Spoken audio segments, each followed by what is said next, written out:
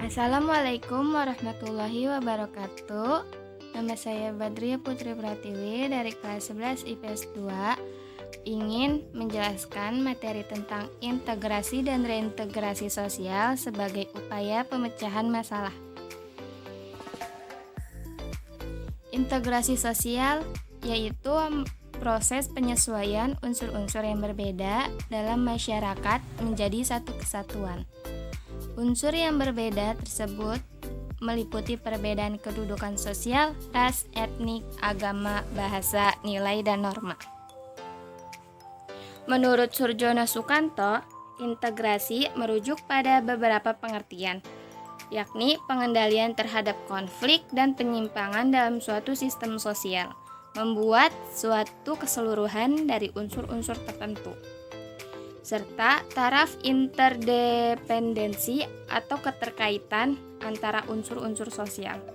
Sedangkan menurut Maurice Duverger, integrasi adalah suatu usaha untuk membangun interdependensi atau keterkaitan yang lebih erat antara bagian-bagian atau unsur-unsur dari masyarakat, sehingga tercipta suatu keadaan harmonis yang memungkinkan terjalinnya kerjasama dalam rangka mencapai tujuan yang telah disepakati bersama. Faktor-faktor integrasi sosial meliputi homogenitas kelompok, besar kecilnya kelompok, mobilitas geografis, dan efektivitas komunikasi. Homogenitas kelompok adalah dalam kelompok atau masyarakat yang tingkat kemajemukannya rendah, integrasi sosialnya akan mudah tercapai. Yang kedua, besar kecilnya kelompok. Umumnya dalam kelompok yang kecil, tingkat kemajemukan anggotanya relatif rendah sehingga integrasi sosialnya lebih mudah tercapai. Apabila kelompok yang besar, maka tingkat kemajemukan anggotanya relatif tinggi sehingga integrasi sosialnya agak sulit tercapai. Yang ketiga, mobilitas geografis. Anggota kelompok yang baru datang tentu harus menyesuaikan diri dengan identitas masyarakat yang ditujunya, atau masyarakat asal atau penduduk asli. Jadi ada orang yang ingin pindah ke wilayah lain, itu dia harus menyesuaikan dirinya dengan masyarakat yang ada di sekitar lingkungan baru tersebut. Yang keempat, efektivitas komunikasi. Efektivitas komunikasi yang baik dalam masyarakat juga akan mempercepat integrasi sosial. Apabila komunikasi yang tidak baik dalam masyarakat juga pasti akan memperlambat integrasi sosial.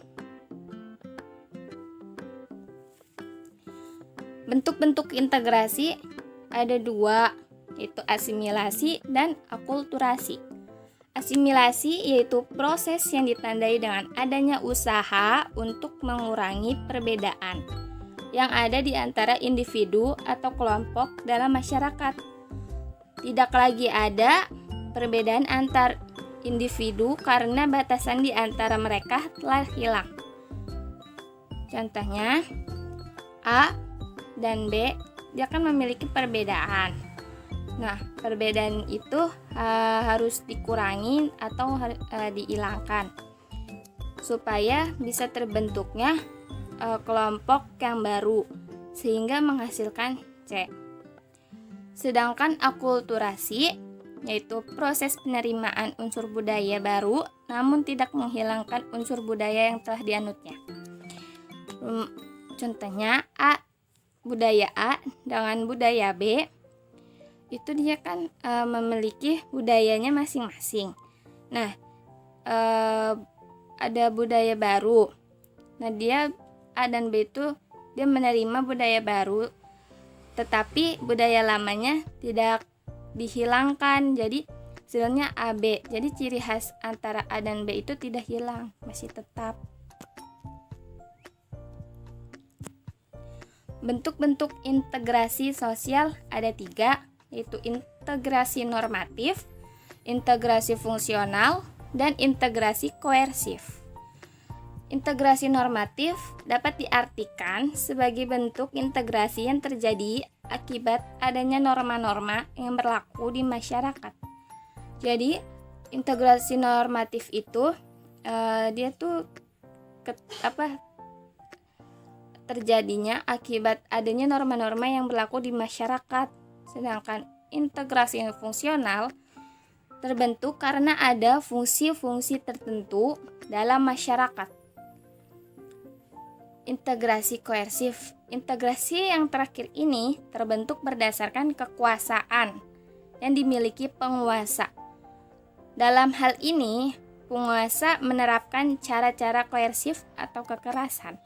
Jadi ini tuh yang koersif itu dia menggunakan kekerasan fisik gitu misalnya. Faktor-faktor pendorong interaksi sosial. Yang A, toleransi terhadap kelompok-kelompok manusia dengan kebudayaan yang berbeda. Jadi kan setiap orang kan memiliki kebudayaannya masing-masing. Pasti setiap orang berbeda. Nah, dari setiap kebudayaan tersebut kita harus mentoleransi kelompok manusia yang mempunyai kebudayaan yang berbeda dengan kita. Yang B, kesempatan yang seimbang dalam kelompok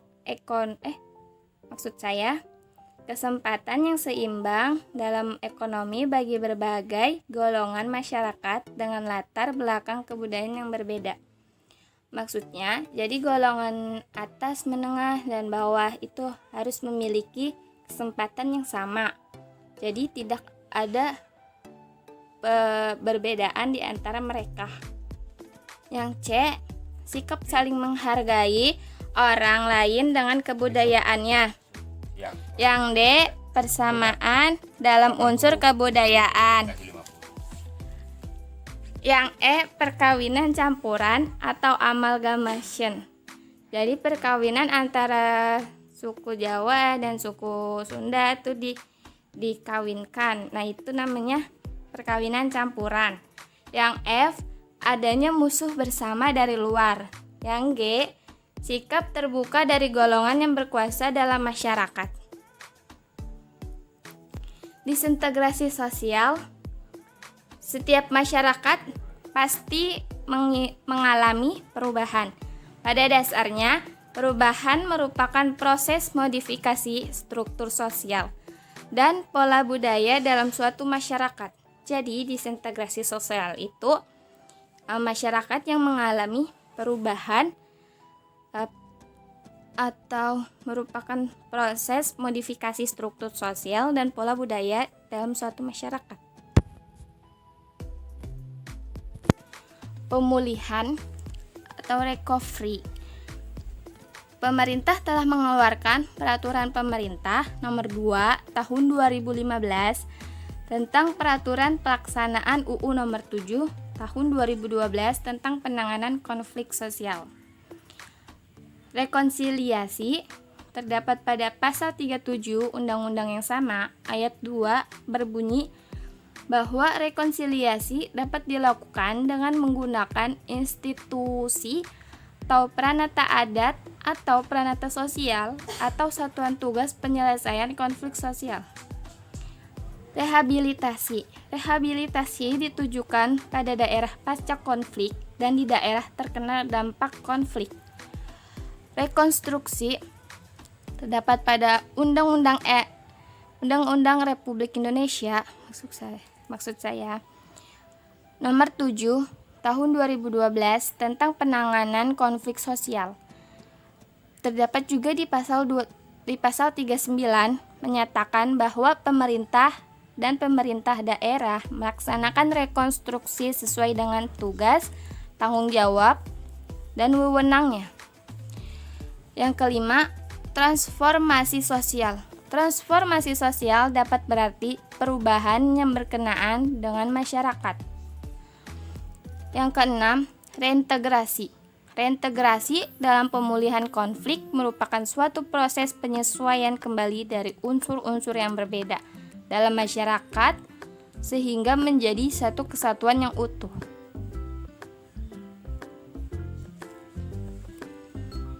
Upaya pemerintah dalam menciptakan integrasi sosial. Yang pertama, melakukan perpindahan penduduk secara terprogram. Yang kedua, membuka daerah-daerah terisolir melalui pembangunan infrastruktur. Yang ketiga, menerapkan otonomi daerah. Dan yang keempat, pemerataan pendidikan. Yang kelima, pemerataan pembangunan. Yang keenam, mendirikan sarana sampai ke pelosok. Cukup sekian apa yang saya sampaikan. Apabila ada salah-salah kata yang kurang tepat, mohon dimaafkan. Kurang lebihnya mohon maaf.